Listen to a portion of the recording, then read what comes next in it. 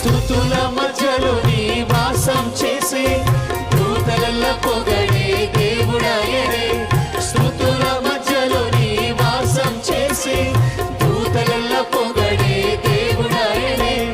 వేడుచున్న భక్తుల మొరలు విని, వేడుచున్న భక్తుల మొరలు విని, దిక్కులేని పిల్లలకు దేవుడాయనే, దిక్కులేని పిల్లలకు దేవుడాయనే.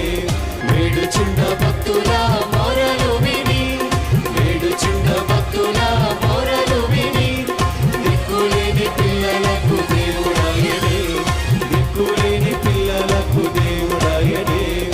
ఆయనే నా సంగీతము.